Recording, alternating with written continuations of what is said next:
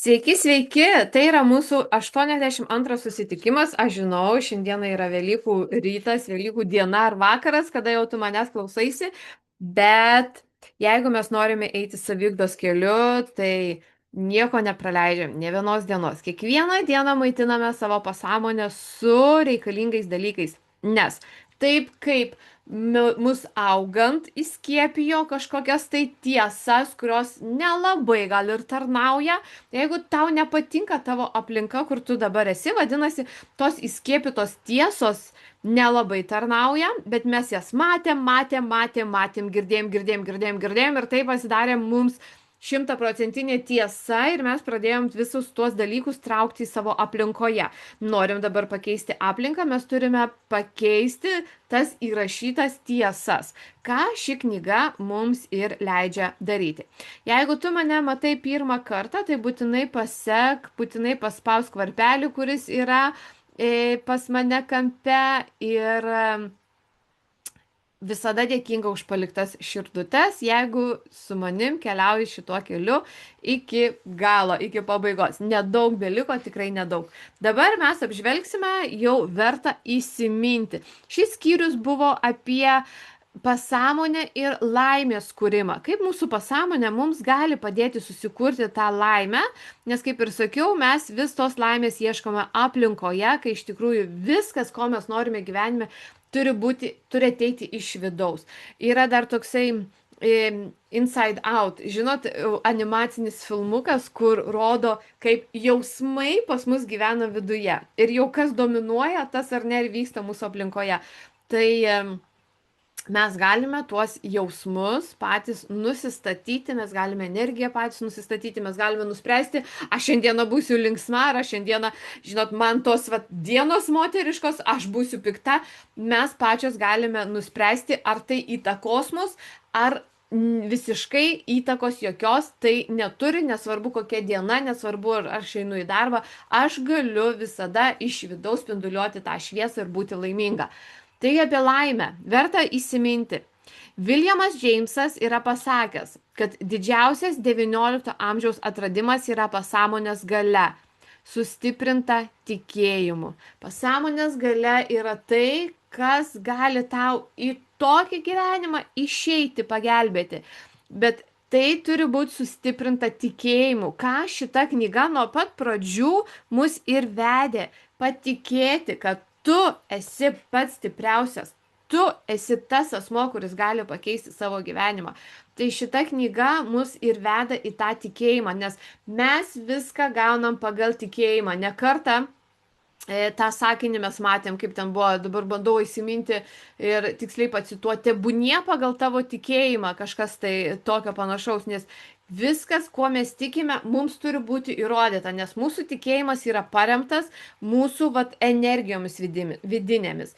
Jeigu manęs niekas neįtikins, ar ne, aš esu įrašą net padarius, manęs niekas neįtikins, kad manifestacijos neveikia, kad tai, ką tu galvoji, neatsitinka. Niekas neįtikins, nes aš per 4 metus šitoj kelionė eidama, aš tiek daug stebuklų susikūriau.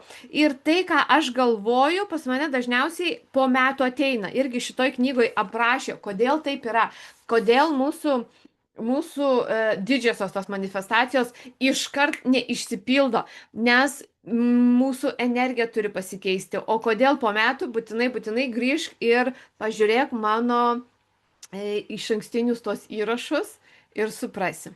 Taigi, jeigu tu kažko nori, žinok, kad tai tikrai tau bus atsiųsta, nes tu turi išlaikyti tą tikėjimą.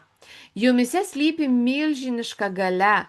Būsite laimingi tada, kai išsiugdysite absoliutų pasitikėjimą šią vidinę galią. Tada galėsite įgyvendinti savo svajones. Būsite laimingi tada, kai išsiugdysite absoliutų pasitikėjimą. Ir vėl mums pabrėžia, mums liepia, jau čia rekomenduoja įsiminti šitą dalyką. Tikėjimas. Tikėjimas dažniausiai būna taip, kad netikiu, bet pabandysiu, ar ne? Ką aš raginu? Netikiu, bet pabandysiu. Paskui jau kartojant, pamatysi, kad, o žinai ką, o kodėl ne?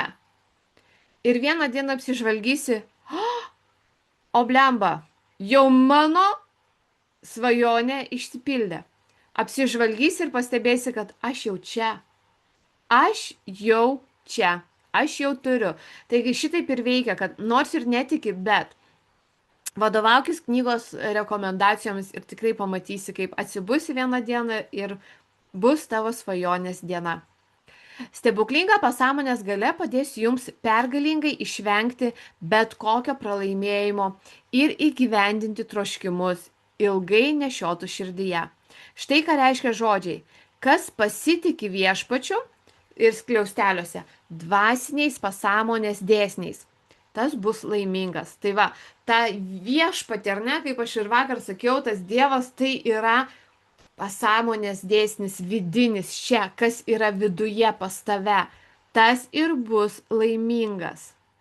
Tai tu rinkis kuo daugiau pasitikėjimo. Kai aš pradėjau, jau aš minėjau, kai aš pradėjau savo saviugdos kelionę, aš anksčiau rašydavau, tos manifestacijos būdavo tokios paprastos.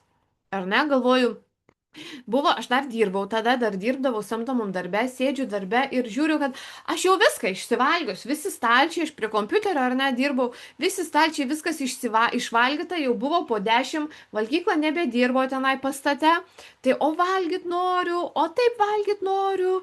Ir atėjo naktinio šifto menedžerė, naktinės pamainos menedžerė ir sako, Giedrė, šiandien kepiau bandelių tokių, atnešiau ir tau paragauti. Ir aš, aleliuja, galvoju, jau pilvas gurgiam, nu jau tiek noris ir atnešė man bandelių. Tai va, sumanifestuota bandelė vakarieniai. Tai va, tokius visokius mažyčius dalykus aš vis rašydavausi, tai ir tu pasižymėk.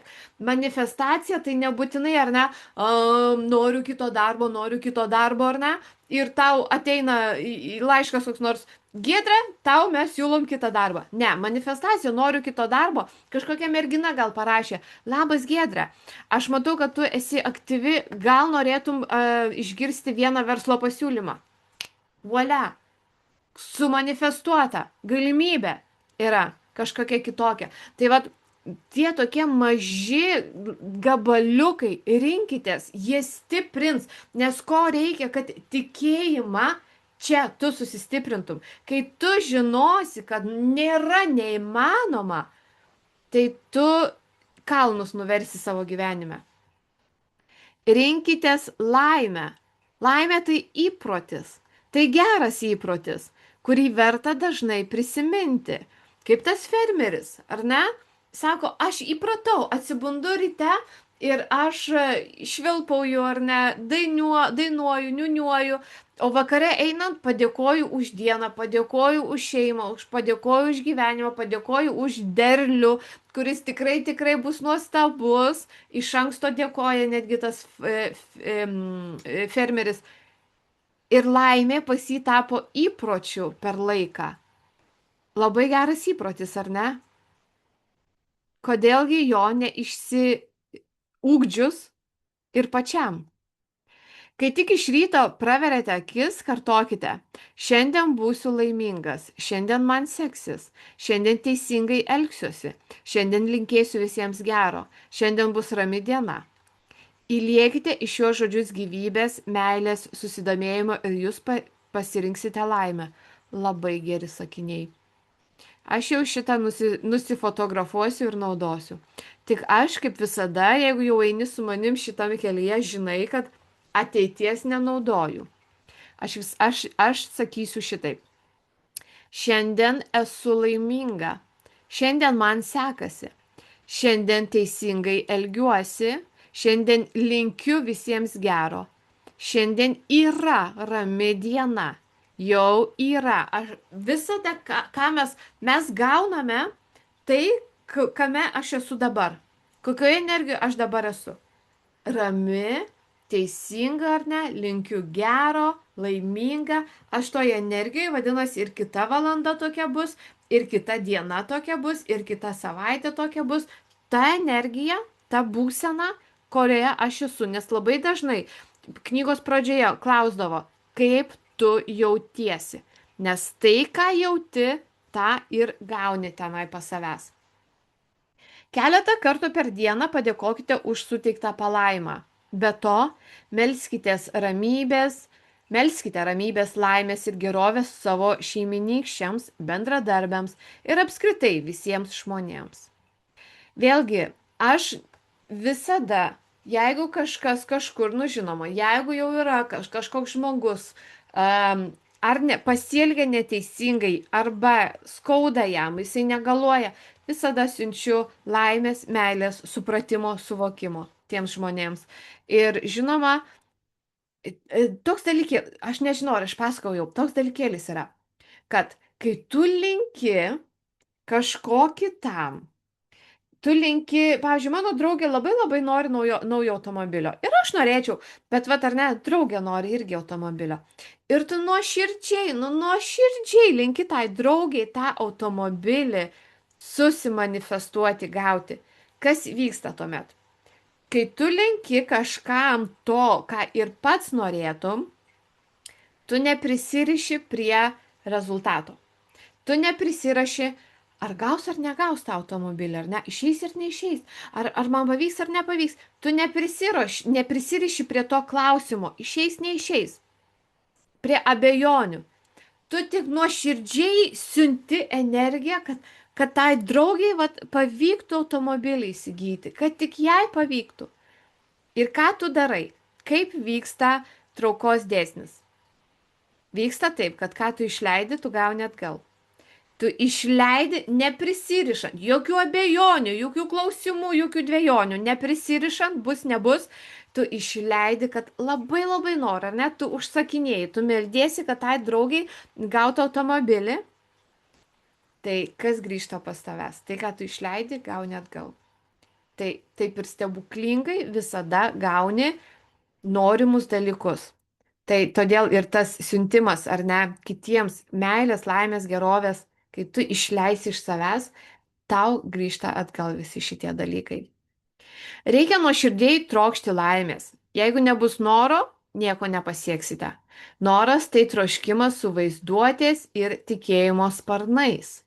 Įsivaizduokite, kaip išsipildo jūsų noras. Pajauskite,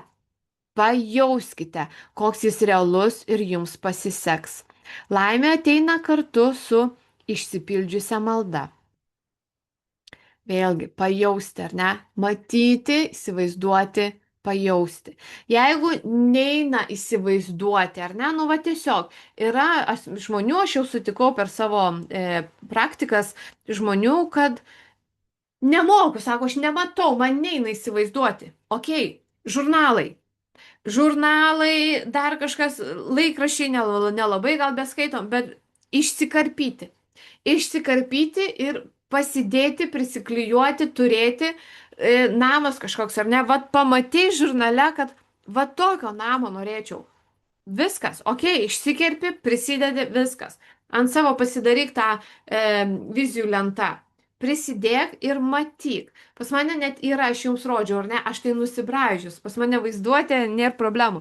Tai aš esu net nusibraižius, kaip turėtų atrodyti viskas. Tai tu tada irgi rinkis automobilis, kokio noriu, suknelės, bateliai, kelionė, rinkis, išsikarpyk, nusifotografuok, yra, nu gerai, yra ir pilnas Pinterestas įvairiausių gražių nuotraukų. Tai susidėliok, turėk telefone ir rodyk tuos vaizdus, jeigu tau neina įsivaizduoti, jeigu ta vaizduotė nėra jau tokia laki. Žmogus, kurį apninka mintis apie baimę, nerimą, pyktį, neapykantą ir nesėkmes, jaučiasi prislėgtas ir nelaimingas. Įsidėmėkite, jūsų gyvenimas priklauso nuo to, kas dedasi jūsų galvoje. Jeigu tave aptinka, užpuola, apninka baimė, nerimas, neapykanta arba pyktis. Sakiau tą irgi procesą. Jeigu kažko pyksti, parašyk jam laišką ir sudegink. Nereikia išsiųsti, nereikia prisipažinti, nu tu rupūžė, kai aš ant tavęs pykstu. Parašyti laišką ir sudeginti. Suplėšyti, išmesti, sunaikinti. Energija, pyktis yra energija, visi jausmai yra energija, energija nuolat juda, energija visą laiką vaikšto.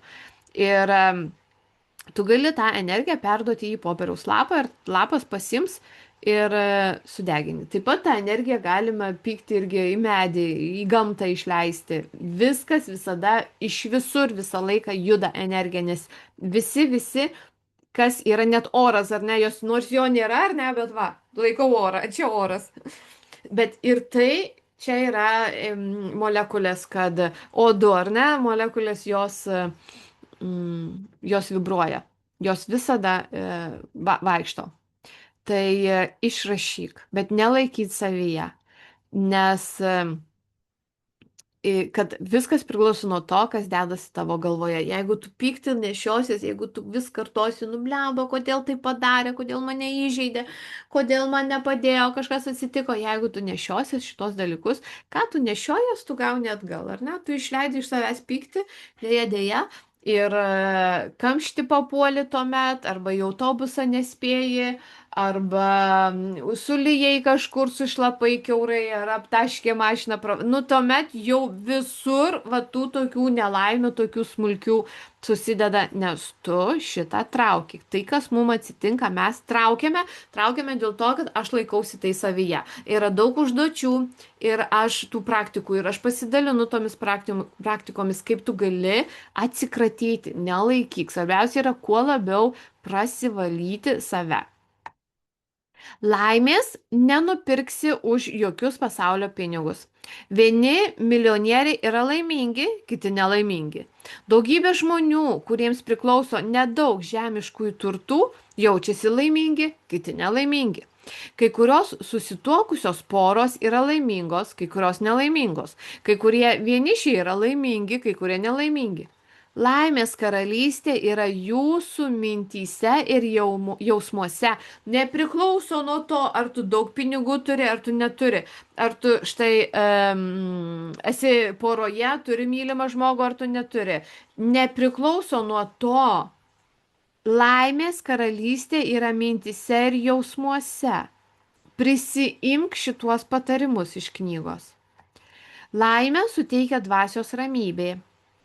Galvokite apie ramybę, savitvardą ir saugumą, Dievo pagalbą ir savo sieloje užauginsite laimės derlių. Ką mes pasėjame tenai viduje, tas visada išdygsta.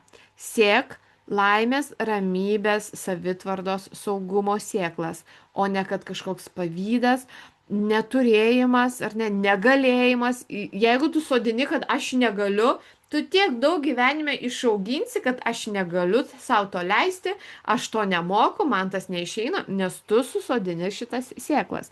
Niekad savo taip nesakyk. Tai, ką tu sakai savo, tai įvyksta tavo gyvenime. Nėra jokių kliučių į laimę.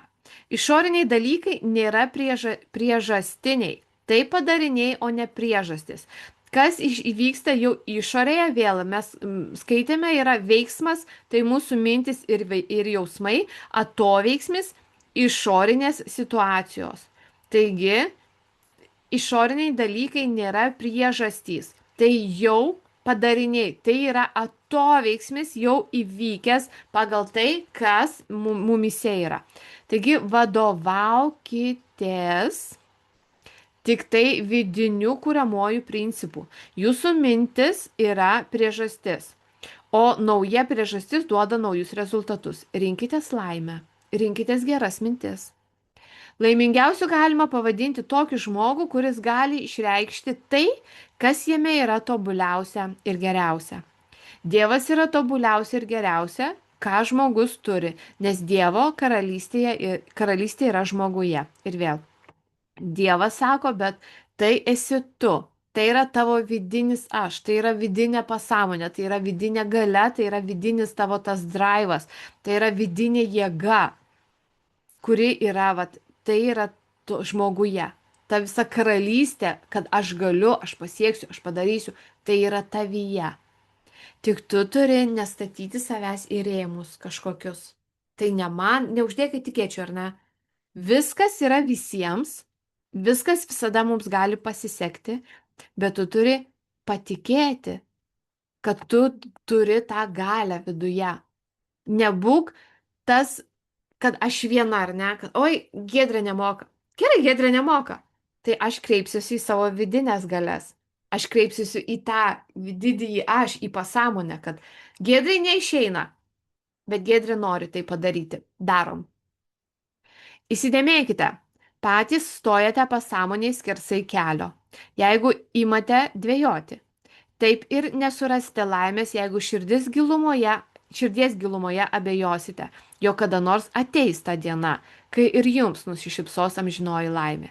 Nėra abejonių, kad tu gali tą dieną pritraukti. Kaip greitai ta diena ateis, priklauso nuo kiek laiko skirsi dirbti su savimi, kaip aš ir sakiau. Šiandien yra nors ir Velykų diena, bet mes padirbėkime.